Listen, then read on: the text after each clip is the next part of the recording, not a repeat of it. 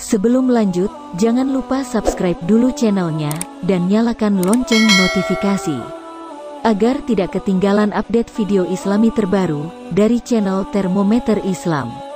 Terima kasih sudah berkunjung. Semoga sehat selalu.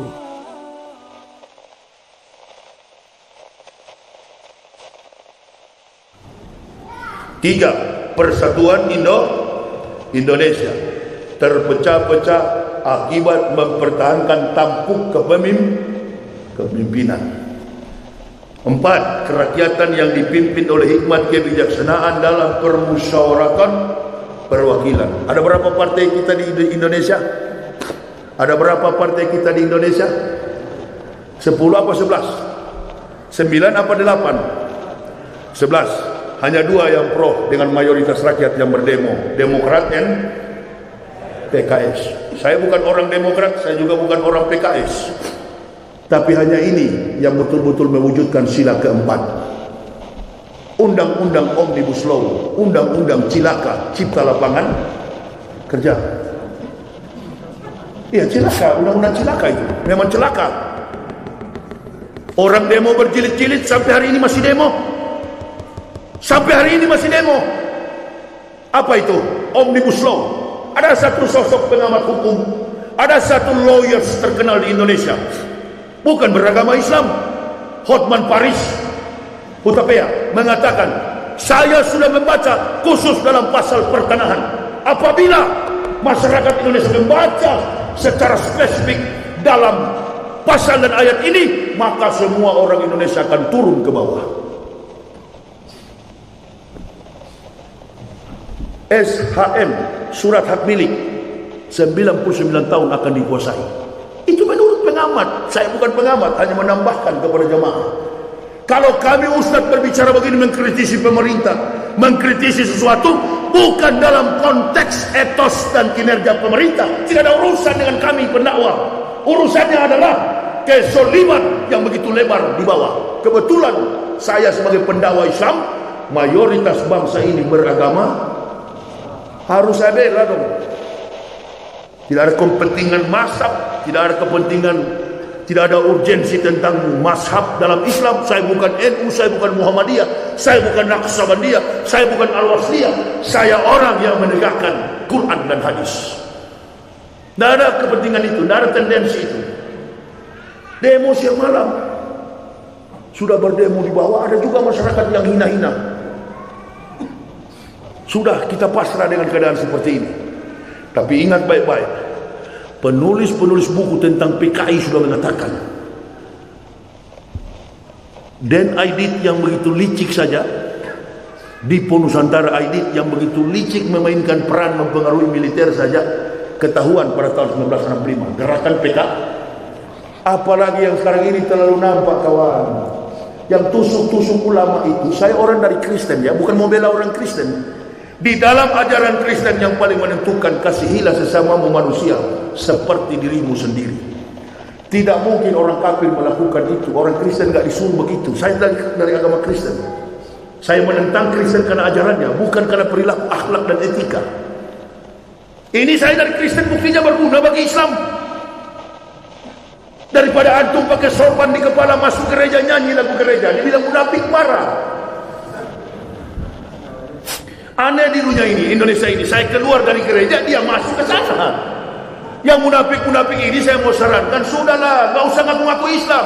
100% berprinsip, hitam katakan hitam, putih katakan putih. Coba lihat minuman saya ini, selalu air putih dengan kopi. Apa makna filosofis yang terkandung dari minuman ini? Ini yang menunjukkan karakter pendakwah. Memang hitam-hitam, putih-putih. The colors of Quran, black and white. Isi the contents Holy Quran adalah hitam dan putih, nggak ada abu-abu. Makanya lambangnya putih. Dan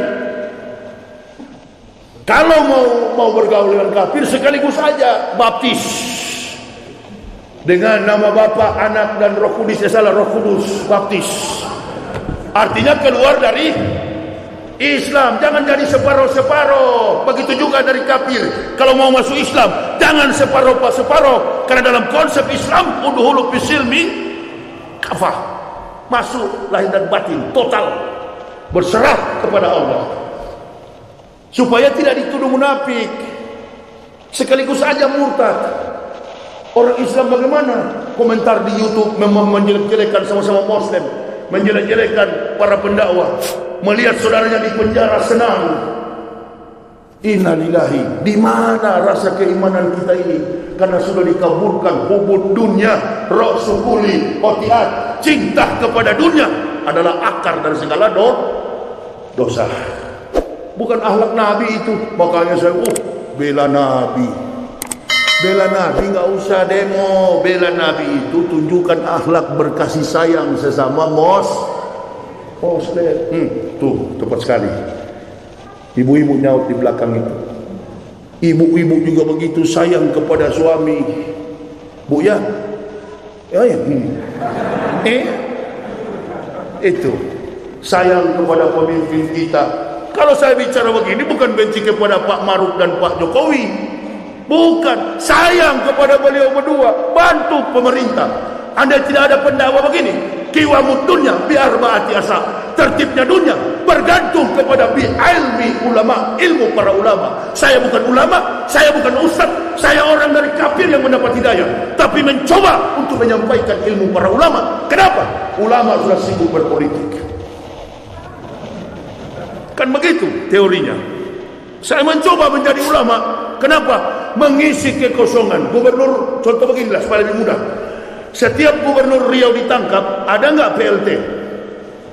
Nggak usah jauh-jauh kasih contoh. Di Mekah, Madinah terlalu jauh, di Amerika terlalu jauh. Di sini aja di Riau, setiap kali gubernur pasti sekolah, masuk pesantren, program doktoral. Di mana? Pesantren penjara. Begitu. Setiap kali ditangkap, dimasukkan ke dalam penjara, ada gubernur PLT, pelaksana tetap.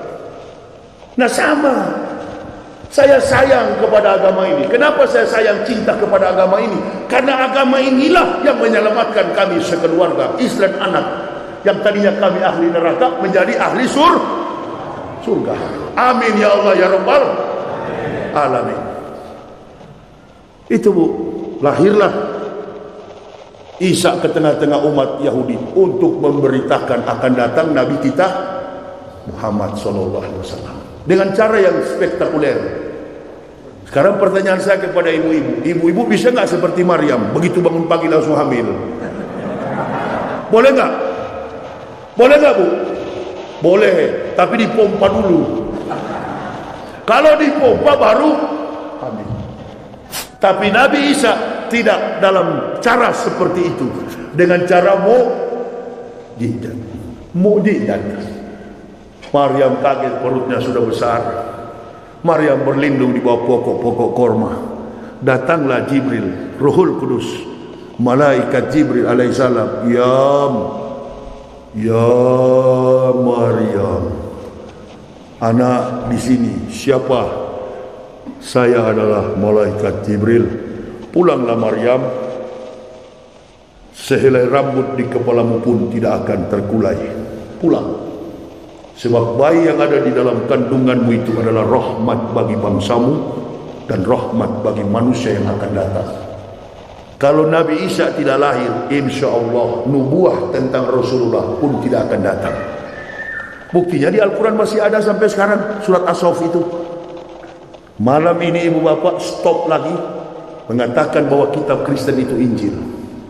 Kitab Kristen itu bukan Injil. Tale plus superstition becomes nonsense. Dongeng tambah tahyul sama dengan omong kosong. Itu bahasa orang awak di sini. Kitab Kristen itu bukan Injil. Injil adalah Al-Quran, Taurat adalah Al-Quran. Semua kitab yang dibawa para nabi itu namanya Al-Quran. Kama arsalna fikum rasulan minkum yatlu alaikum ayatina wa yuzakkikum wa yu'allimukumul kitab wal hikmat wa yu'allimukum ma lam takunu ta'lamun. Hadirnya Rasulullah SAW membawa kitab wal hikmat, Quran dan sunnah. Di dalamnya terdapat kitab Injil. Judulnya adalah Maryam. Jadi kalau ibu bapak mau cari cerita tentang Nabi Isa, jangan cuma Nabi Isa beserta ibunya. Pertanyaan saya sekarang, agama mana yang punya kitab suci yang menetapkan secara historik, sistematis, kontekstualis, teologis, dan rasional tentang perjalanan Nabi Isa, Nabi Musa, Nabi Ibrahim, dan semua Nabi. Tidak ada lain kecuali agama Islam. Judul kitabnya saja Maryam. Kalau di Kristen kan lain. Matius, Markus, Lukas, Yohanes, Timotius, Filemon, Spiritus, Taptikus, Stefanus. Itu. Ini enggak. Makanya di Islam, bagi orang yang mau belajar Quran, dia tidak boleh menerjemahkan makna Quran itu secara logika. Dia harus merujuk kepada kemampuan berpikir para ulama. Innal ulama warasatul anbiya.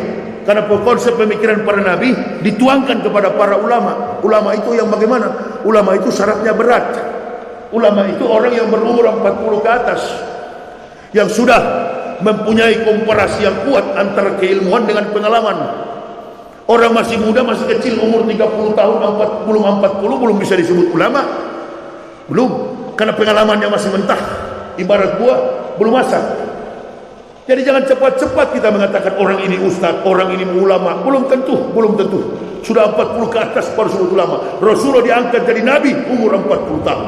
Ini umat Islam kebanyakan ini dibodoh-bodohi. Kenapa? Karena orang baru sebut satu ayat saya sudah bilang ustaz. Jangan dulu, lihat dulu bagaimana dia berjuang atas agama ini. Sudah 40-50 tahun ke atas, itu ulama. Antara kemampuan keilmuan dia dengan pengalaman dia menjadi seorang dai mubalik, dia menjadi seorang ulama, barulah dia ditetapkan sebagai ulama. Dan konsep daripada itu jujur terhadap Islam, bukan ulama dipakai sebagai alat politik. Betul apa betul? Itu sifat Nabi SAW. Yang ketiga maksud saya itu, Nabi mempunyai sifat amanah, jujur, tablik, suka berdakwah, tablik, suka berdakwah. Dan yang keempat, fatona, berbudi pekerti luhur. Nah itu, jadi di dalam Islam ini semua ustaz-ustaz punya kemampuan. Ada yang jemaah tablik, yang suka keliling-keliling sholat, nah itu. Tapi kalau ada ustaz di meja dakwah begini di masjid, ceramahnya bidah kafir kepada sama-sama muslim, sudahlah, tinggalkan dia, anggaplah radio rusak itu. Coba nanti kalau ada ustaz bicara di sini memenang-menangkan mazhab A, mazhab B, dia menangkan mazhabnya sementara umat Islam lain golongannya salah, tinggalkan dia. Anggaplah dia radio rusak. Ini yang membuat kita pecah dalam Islam. Ya Pak Ketua Masjid, camkan baik-baik saya bilang ini. Ada ustaz di sini disuruh kuliah subuh, ceramah subuh. Dia mau jadi imam subuh, silakan. Kalau dia mau kunut, silakan kunut. Yang tidak kunut juga, lebih cepat, lebih bagus, nggak apa-apa. Tapi untuk menjustis sama-sama muslim, oh ini kunut salah, ini tidak kunut salah, jangan Pak. Kita butuh persatuan sekarang ini.